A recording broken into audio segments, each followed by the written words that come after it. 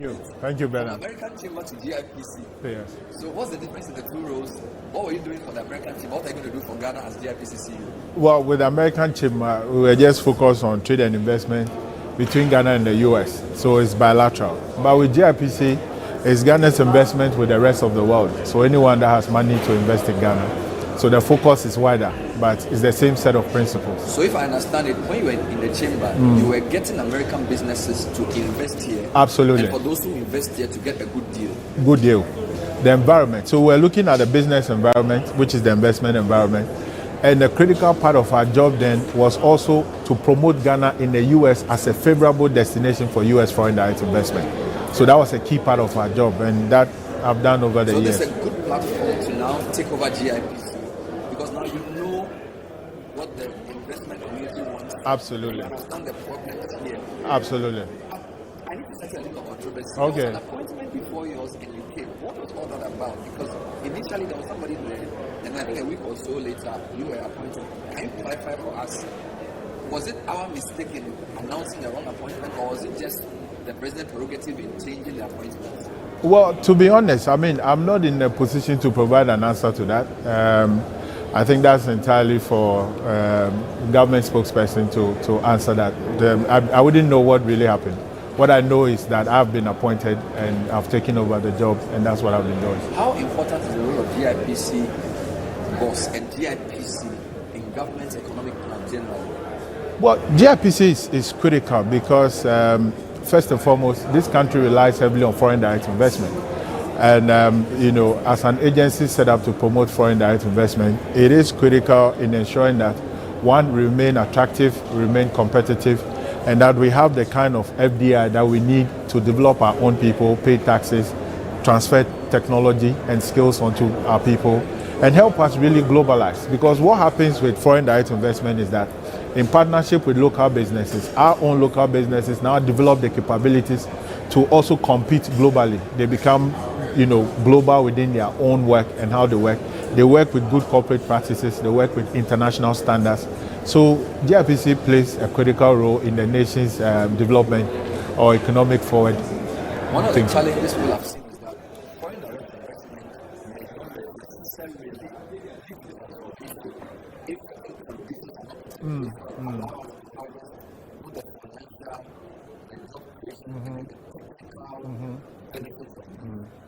What are the political policies you have and how to manage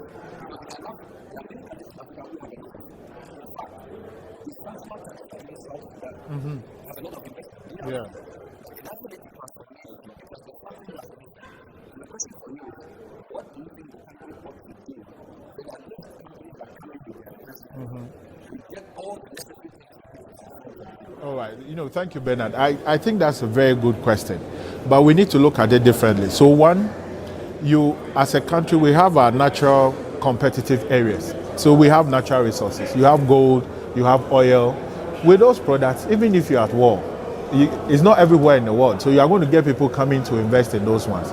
But what we need to do is how do we transcend beyond the ones that we are naturally competitive to actually diversifying FDI in developing our entire country. So what I've been thinking about with the team is we need to come up with mapping out the investment opportunities in all of our districts, which will result in regional investment opportunities. Now, these are the advantages. One, it will help our local businessmen who often feel like they've been left out to know where the opportunities are. So I can be in Accra and there's a great opportunity in Volta region which I can assess by looking at how do I take advantage of that. So that will be very important for us.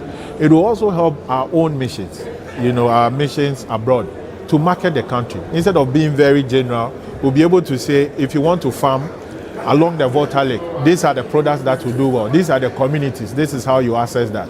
So that will be good for us. And then for people like yourself who are in the media, you play a critical role in the country's attractiveness. What you say matters. So if you have that data, you'll be able to market the country. In essence, what I'm saying is that we need to move away from the ones that we are naturally competitive on and looking at where the opportunities are and how to map that out.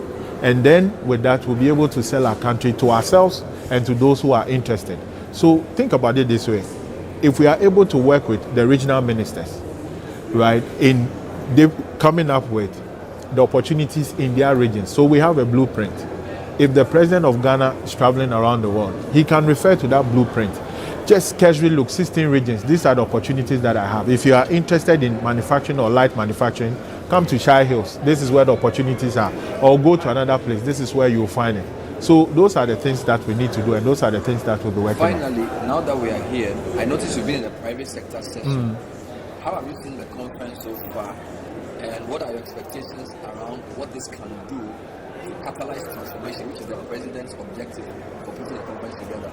Well, I believe that one thing that I heard is that what we call collective intelligence is what will help us to develop, because the country is for all of us. So your opinion, my opinion, and what we think ought to be done is important. I think that this is what this conference has really directed all of us to, trying to bring everybody on board so we can, with one cause, decide what we need to do.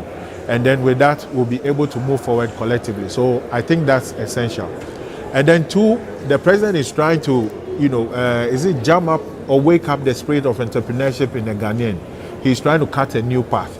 And it is critical for us to understand that he's been speaking about Ghana open for business again. It will be a general campaign to reassure the international business community and the local business community that indeed the country is open for business again. And it will not be business as usual, but his interest is to see us stay on the course so we can bring in the needed business for our own development. I'll leave you now to go and continue your delegation. Thank you. Simon, Thank you, my brother. I hope to catch up with you in your Definitely, studios very soon.